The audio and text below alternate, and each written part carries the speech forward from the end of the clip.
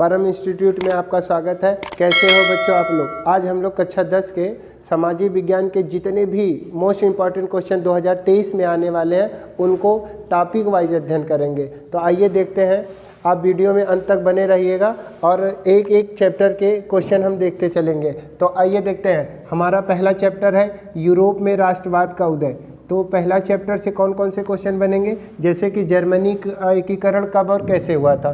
तो जर्मनी का एकीकरण आपका हुआ था 1871 में पूरा हुआ था। अब इनमें जो है किनका योगदान था, कैसे ये हुआ था, इसके बारे में विस्तार से बताया जाएगा। दूसरा क्वेश्चन जो मोस्ट इम्पॉर्टेंट है, या तो जर्मनी का एकीकरण पूछा जाएगा या इटली का एकीकरण पूछा जाएगा। ये जब भी आते हैं 5 से 6 नंबर में आते हैं, इनको आप नोट कर लीजिएगा। इटली का एकीकरण कब और कैसे हुआ था, इस तरह से आएगा। या यही क्वेश्चन दे देगा इटली के एकीकरण की व्याख्या कीजिए। तो इस तरह से क्वेश्चन आएगा। जब भी आएगा इटली शब्द आ जाए तो आप मान के चलिएगा कि वही क्वेश्चन पूछा है कि हमें एकीकरण के बारे में बताना है, ठीक ना। अगला क्वेश्चन दिया है कि यूरोप की सरकारें रूढ़िवादी भावना से क्यों प्रेरित थी, तो इनके बारे में आपको बताना होगा। इसी तरह से हमारा दिया है कि इटली व जर्मनी, यानी कि इटली के एकीकरण में दार्शनिकों का योगदान आपको बताना है या जर्मनी के एकीकरण में दार्शनिकों का योगदान बताना है। ये क्वेश्चन हर हाल में आते हैं, बहुत ही इंपॉर्टेंट क्वेश्चन छांट के लाए हैं आपके लिए। सारे के सारे इंपॉर्टेंट हैं, मान के चलिए पूरे किताब से हम आपको जो है 20 से 25 क्वेश्चन बताएंगे और ये सारे के सारे कहीं ना कहीं पूछे गए हैं, हर बार एग्जाम में पूछे गए और इस बार भी पूछे जाएंगे। अगला क्वेश्चन है महात्मा गांधी। ये हमारा दूसरा चैप्टर यहाँ से स्टार्ट होता है। पहले चैप्टर के बस यही 4 क्वेश्चन है। अगर कोई पूछे हमसे कि इनमें से कौन से इंपॉर्टेंट है, तो आप जर्मनी का एकीकरण, इटली का एकीकरण और जर्मनी या इटली के एकीकरण में दार्शनिकों का योगदान, ये इतना पढ़ के जाइएगा। इसके लिए हम अलग से आपको पूरी वीडियो बनाएंगे। उससे पहले आप चैनल को अगर पहली बार देख रहे हैं तो सब्सक्राइब कर दीजिएगा, लाइक कर दीजिएगा और ज़्यादा से ज़्यादा अपने दोस्तों में शेयर करिएगा, ताकि कम समय में सभी को ज़्यादा से ज़्यादा लाभ मिल सके। अगला है हमारा चैप्टर कि भारत में राष्ट्रवाद का उदय। भारत में राष्ट्रवाद का उदय, तो चलिए देखते हैं। भारत में राष्ट्रवाद का उदय ये गांधी जी से शुरू होता है और 1942 तक जाता है हमारा। तो इसमें पढ़ेंगे कि भैया पहला क्वेश्चन बनता है जैसे कि गांधी जी द्वारा चलाए गए सत्याग्रह आंदोलन। अगर गांधी जी के द्वारा चलाए गए सत्याग्रह आंदोलन पूछेगा तो आप लिख सकते हैं कौन सा, चंपारण के बारे में लिख सकते हैं, खेड़ा के बारे में लिख सकते हैं और अहमदाबाद मिल मजदूर के बारे में लिख सकते हैं। वैसे वो तीनों क्वेश्चन आते हैं नक्शा में भरने के लिए आएंगे। तो आप देख लीजिएगा, चंपारण बिहार में पड़ता है, खेड़ा और अहमदाबाद ये दोनों गुजरात में पड़ते हैं। अगर सत्याग्रह आंदोलन की बात करें ना, तो आप इसमें जो है सविनय अवज्ञा आंदोलन भी लिख सकते हैं, असहयोग आंदोलन भी लिख सकते हैं। कारण से गांधी जी के जितने भी आंदोलन थे सब के सब सत्याग्रह के साथ थे। सत्याग्रह का मतलब होता है सत्य के साथ आग्रह करना। तो अगला दिया है कि पूना समझौता कब और किन के बीच में हुआ था। तो पूना समझौता हमारा सितंबर 1932 में हुआ था। किन के बीच में हुआ था, तो गांधी जी और डॉक्टर भीमराव अंबेडकर जी के बीच में हुआ था। डॉक्टर VR अंबेडकर जी के बीच में हुआ था। तो ये काहे हुआ था, तो कभी कभी क्वेश्चन पूछ देता है ना कि सांप्रदायिक पंचायत क्या है, इसके बारे में बताइए। तो सांप्रदायिक पंचायत या पूना समझौता दोनों एक ही चीज़ है। ये हरिजन को आरक्षण के लेके हुआ था, ठीक ना। जब गांधी जी दूसरे गोलमेज सम्मेलन में गए थे, वहाँ से जब वापस आते हैं तो इसके बारे में वहाँ चर्चा होती है। अगला क्वेश्चन है कि निम्नलिखित पर टिप्पणी कीजिए। टिप्पणी का मतलब ऐसे संक्षिप्त में 6 नंबर का क्वेश्चन आता है तो उसमें 3-4 टॉपिक छोटे छोटे दे देते हैं। उनमें से किसी 3 पर, किसी 4 पर या सभी पर आपको क्या करना होता है, टिप्पणी करना होता है। तो जैसे हो गया आपका दांडी यात्रा। दांडी यात्रा गांधी जी द्वारा 1930 में चलाया गया था, ठीक ना। ये शुरुआत इसकी कब किए थे, तो गांधी जी इसकी शुरुआत किए थे 12 मार्च से। 12 मार्च 1930 से शुरू किए थे, 6 अप्रैल 1930 को जो है ये ख़त्म हुआ था। और उसी दिन से ना दांडी यात्रा, जिस दिन ये नमक कानून तोड़े थे, वहीं से गांधी जी सविनय अवज्ञा आंदोलन शुरू कर दिए थे। चौरा चौरी कांड आपका हुआ था 1922 में। ये फरवरी 1922 में हुआ था और इसी दिन गांधी जी अपना असहयोग आंदोलन वापस ले लिए थे, क्योंकि इसमें किसानों के द्वारा थाने में आग लगा दी जाती है। तो ये दांडी यात्रा हो गया, चौरा चौरी कांड हो गया। साइमन कमीशन भारत में 1928 में आया था, बना तो था 1927 में। कब बना था तो भैया सितंबर 1927 में बना था। 3 फरवरी को भारत में आया था, 3 फरवरी 1928 को भारत आया था। सबसे पहले कहाँ पहुँचा था तो मुंबई बंदरगाह पर पहुँचा था। इसका सबसे ज़्यादा विरोध कहाँ हुआ था तो इसका सबसे ज़्यादा विरोध पंजाब में हुआ था, जहाँ पर हमारे लाला लाजपत राय जी को लाठी से चोट लगने के कारण वो मृत्यु भी हो जाती है, और इसका बदला लेते हैं बाद में भगत सिंह सैंडर्स की हत्या करके। तो ये छोटे छोटे क्वेश्चन आते हैं, टिप्पणी करना होता है, इनको संक्षिप्त में लिखना होता है। तो इस तरह का एक क्वेश्चन दे देता है कि जिनके अंदर सब क्वेश्चन बना के आपको जो है छोटे छोटे पॉइंट्स लिखने होते हैं। अगला क्वेश्चन है खिलाफत आंदोलन, असहयोग आंदोलन या सविनय अवज्ञा आंदोलन। इन तीनों को अलग अलग से आप अच्छे से तैयार करके जाइएगा। हम अगली वीडियो जब भी लाएंगे तो आपका इटली का एकीकरण कब और कैसे हुआ था इसका टॉपिक वाइज बताएंगे विस्तार से, क्योंकि जर्मनी का एकीकरण में बताएंगे कि प्रसा सबसे शक्तिशाली राज्य था। प्रसा का जो मंत्री था, उसका जो प्रधानमंत्री था आपका बिस्मार्क, तो बिस्मार्क को जर्मनी के एकीकरण का जनक माना जाता है। ऐसे जो है मेजनी को इटली के एकीकरण का जनक माना जाता है। इसमें काउंट काबूर, गैरीबाल्डी या जितने भी दार्शनिक थे इनके बारे में बताया जाएगा। बस आप कमेंट करिएगा कि हमें आप जो है नोट्स बना के दीजिए। आपको जो है लिंक में इसका PDF भी मिल जाएगा, वहाँ से आप इसका सारा का सारा क्वेश्चन डाउनलोड कर सकते हैं। अगला क्वेश्चन दिया है खिलाफत आंदोलन, असहयोग आंदोलन और सविनय अवज्ञा आंदोलन। ये जितने भी टॉपिक हैं ये बड़े बड़े क्वेश्चन आते हैं, कम से कम 3 या 4 नंबर में पूछे जाएंगे। खिलाफत आंदोलन, जब पहला विश्व युद्ध ख़त्म हो जाता है तो ये जो है वहाँ का मतलब ऑटोमन साम्राज्य का जो खलीफा था उनके विरोध में ये वाला शुरू किया गया था अंग्रेज़ों के द्वारा। तो भारत में गांधी जी इसके अध्यक्ष होते हैं। कैसे कि इसकी शुरुआत अली बंधु करते हैं, पश्चिम बंगाल के अली बंधु होते हैं, वो लोग इसकी शुरुआत करते हैं और गांधी जी इसका अध्यक्ष बनते हैं। वो कहते हैं कि अगर टर्की के खलीफा का पद वापस नहीं किया जाएगा और अंग्रेज़ों द्वारा उनको रियायत नहीं दी जाएगी तो भारत में हम खिलाफत असहयोग आंदोलन शुरू करेंगे, क्योंकि गांधी जी मुसलमान, हिंदू और सबको एक लेकर चलने के लिए ये नए तरीके अपनाए थे। तो इसके अध्यक्ष कौन थे? गांधी जी। भारत में इसके अध्यक्ष कौन थे? गांधी जी। शुरुआत इसकी किसने की थी? अली बंधु। अली बंधु मतलब शौकत अली और हैदर अली, ये दोनों थे कहाँ से? तो ये दोनों लोग पश्चिम बंगाल, आज का जो पश्चिम बंगाल है, तब कलकत्ता में था तो कोलकाता से थे। असहयोग आंदोलन इसी को जोड़कर शुरू किया गया था। क्या है कि 1919 में जब हमारा आया था रॉलेट एक्ट, उसके विरोध में गांधी जी असहयोग आंदोलन शुरू किए थे। सविनय अवज्ञा आंदोलन शुरू किया गया था दांडी यात्रा के बाद। दांडी यात्रा आपका जब शुरू हुआ था 1930 में, वहीं से सविनय अवज्ञा आंदोलन की शुरुआत हुई थी। तो सविनय अवज्ञा आंदोलन में गांधी इरविन समझौता होता है। गांधी इरविन समझौते में 11 सूत्री मांगे होती है, जैसे कि नमक पर से कर हटाना, किसानों को कर्ज माफ़ कर देना, या फिर जो भी काम सरकारी कर्मचारी थे उनको रिहा करना। ऐसे कई कानून थे, कई नियम थे। कुल मिला के 11 सूत्री मांग थी गांधी जी की। तो इस पर भी आपको विस्तार से बताया जाएगा अगली वीडियो में। हमारा यहाँ है स्वराज पार्टी का गठन। जब गांधी जी असहयोग आंदोलन वापस कर लेते हैं 1922 में, तो चित्तरंजन दास और मोतीलाल नेहरू जी दोनों लोग मिल करके 1923 में स्वराज पार्टी का गठन करते हैं। इस पार्टी के गठन का उद्देश्य यही होता है कि हम लोग सरकार में रह करके सरकार की गलत नीतियों का विरोध करेंगे। इस पार्टी की अगुवाई में गांधी जी भी आते हैं, 1924 में इसका सपोर्ट करते हैं और ये पार्टी चुनाव लड़ करके बहुत ही अच्छे बहुमत से आपका विधानसभा में जाती है। लेकिन कुछ ही समय बाद यह पार्टी ख़त्म हो जाती है। तो इस तरह से हमारे जो है ये क्वेश्चन बनते हैं। जितने भी यहाँ क्वेश्चन बताए गए हैं आपको एक बार फिर से बताते हैं कि जर्मनी का एकीकरण कब कैसे हुआ था, इटली का एकीकरण कब कैसे हुआ था, ये और ये यूरोप की सरकार रूढ़वादी व्यवस्था से काहे प्रभावित थी। तो ये तीनों पहले चैप्टर से क्वेश्चन हो गए। गांधी जी द्वारा चलाए गए सत्याग्रह आंदोलन, ये दूसरे चैप्टर का है, यानी भारत में राष्ट्रवाद का उदय।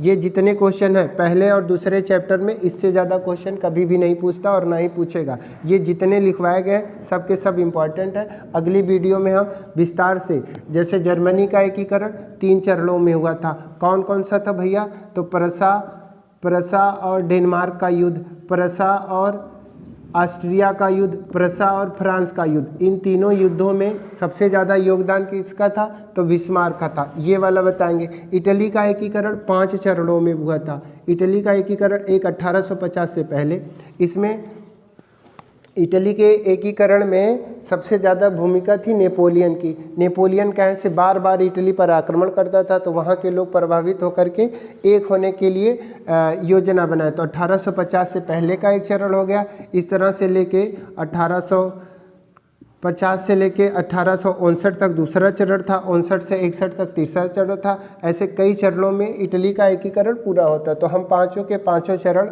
आपको विस्तार से अगली वीडियो में बताएंगे। अभी तक हमने इतिहास के जितने भी मोस्ट इम्पॉर्टेंट क्वेश्चन थे उसको देखा। अब आते हैं भूगोल पे। भूगोल में आपका 5 नंबर का आता है मैप और 15 नंबर का आता है क्वेश्चन आंसर। तो टोटल भूगोल से आते हैं 20 नंबर के।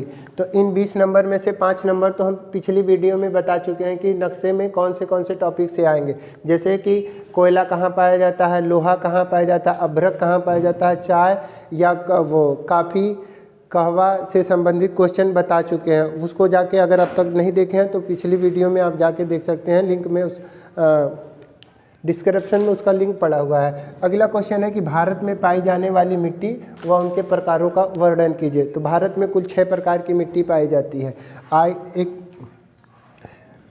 उसके बाद जो है कौन कौन सी मिट्टी, जैसे जलोढ़ मिट्टी हो गई, काली मिट्टी हो गई, लेटेराइट मिट्टी हो गई, बलुई मिट्टी, पर्वतीय और मरुस्थलीय मिट्टी। तो इस तरह से 6 मिट्टियाँ पाई जाती हैं। तो किस मिट्टी का कितना क्षेत्रफल है, और जलोढ़ मिट्टी 2 प्रकार की होती है, खादर बांगर, कहाँ खादर पाई जाती है, कहाँ बांगर पाई जाती है, इसके लिए भी विस्तार से आपको बताया जाएगा। यहाँ लिखा है चावल अथवा गेहूँ, मतलब अगर चावल देगा तो गेहूँ नहीं, गेहूँ देगा तो चावल नहीं, के लिए की खेती के लिए उपयुक्त भौगोलिक दशाओं का वर्णन करना होता है। इसका मतलब होता है कि चावल कब से कब तक बोई जाती है, या कि कौन से मौसम में बोई जाती है, या कौन से तापमान की ज़रूरत पड़ती है। तो खाद, मिट्टी, मौसम या पानी की जो आवश्यकता पड़ती है वो कौन कौन से भौगोलिक दशाएं हैं, उनके बारे में आपको चावल या गेहूं दोनों में से किसी एक का क्वेश्चन पूछता, अक्सर पूछता, या चावल पूछेगा या गेहूं, इनके भौगोलिक परिस्थितियों का वर्णन, यानी तापमान हो गया, मिट्टी हो गया, औसत वर्षा क्या कहाँ से कहाँ तक चाहिए, ये बनता है। संसाधन व संसाधनों के प्रकार। संसाधन किसे कहते हैं, तो दुनिया की हर वह वस्तु जो हमारे काम आती है वह संसाधन कहलाती है। सिंपल वर्ड में जैसे मार्कर हमें लिखने का काम आ रहा है तो संसाधन हमारा हो गया। बोर्ड हमारे लिए लिखने का काम कर रहा है तो इस पर लिखते हैं तो ये भी संसाधन है। मोबाइल संसाधन है, घड़ी संसाधन है, दुनिया की जैकेट हमने पहन रखा ये भी संसाधन है। अगर छोटे शब्दों में कहें कि दुनिया की हर वह वस्तु जो हमारे उपयोग में आती है संसाधन कहलाती है। अब संसाधनों के प्रकार में उपयोगिता के आधार पे संसाधन जो है 2 प्रकार के होते हैं। उपलब्धता के आधार पे संसाधन 2 प्रकार के होते हैं। स्वामित्व के आधार पर संसाधन 4 प्रकार के होते हैं। तो कौन कौन से संसाधन किस तरह के होते हैं, इनके लिए आपको पूरा विस्तार से बताया जाएगा। जैसे नवीकरणीय संसाधन, अनवीकरणीय संसाधन। नवीकरणीय का मतलब एक बार जो उपयोग किए अगले दिन हमें फिर से मिल जाए, वे नवीकरणीय है। जैसे सौर ऊर्जा हो गया, पवन ऊर्जा हो गया। अब अनवीकरणीय का मतलब होता है एक बार हमने लिखा और वो एक बार हमने उपयोग किया वो हमेशा के लिए ख़त्म हो जाते हैं। जैसे हमारा कोयला हो गया, जैसे हमारे पेट्रोलियम ईंधन हो गए, ये एक बार हम यूज करते हैं और ख़त्म हो जाते हैं, तो अनवीकरणीय संसाधन में आते हैं। ठीक, अगला लिखा है कि निम्नलिखित में अंतर बताइए। ये इस तरह का क्वेश्चन एक देता है, चाहे लौह खनिज में अंतर पूछ दे, संगठित और असंगठित क्षेत्र में अंतर पूछ दे, परंपरागत और गैर परंपरागत संसाधनों में अंतर पूछ दे। तो अंतर वाला क्वेश्चन हर बार एक क्वेश्चन आता है। जैसे इतिहास वाले में हमने देखा था टिप्पणी करने के लिए आता था, ऐसे ही या तो अंतर देगा या टिप्पणी करने के लिए। तो छोटे छोटे टॉपिक बना करके कि खनिज और अयस्क में अंतर बताइए, या लौह और अलौह खनिज में अंतर बताइए, इस तरह का क्वेश्चन देता है। अगला क्वेश्चन है भारतीय कृषि के पिछड़ेपन के कारणों की व्याख्या कीजिए। मतलब भारत की कृषि जो है काहे पिछड़ी है। तो यहाँ जोतों का छोटा होना, माने किसी के पास 5 बीघा खेत है, किसी के 2 बीघा, किसी के पास 10 बीघा, यानी जो भी है भी तो पता चला 2 बिस्सा यहाँ है, 5 बीघा वहाँ, 5 बीघा में 3 बीघा वहाँ, 2 बीघा यहाँ है, ऐसे ऐसे करके होता है। खाद, मिट्टी और वो सिंचाई का अभाव होता है। तो किन कारणों से भारतीय कृषि पिछड़ी है, इनके बारे में व्याख्या करना है आपको। परिवहन व संचार के साधन किसी देश के जीवन रेखा और अर्थव्यवस्था क्यों कहे जाते हैं। यानी अगर कहीं परिवहन सुविधा या संचार की सुविधा अच्छी नहीं है तो वह देश विकास नहीं कर सकता, इसके बारे में आपको बताना है। परिवहन संसाधन होते हैं जो ये तृतीय श्रेणी में आते हैं। तृतीयक का मतलब हो गया कि प्राथमिक, द्वितीयक, तृतीयक उपभोक्ता करके होते हैं, यानी कि ये बने बनाए सामान को एक जगह से दूसरे जगह तक ले जाते हैं। भारत में परिवहन संसाधन को 3 भागों में बांटा गया है। आपका हो गया रेल परिवहन, आपका हो गया सड़क परिवहन, आपका हो गया जल परिवहन।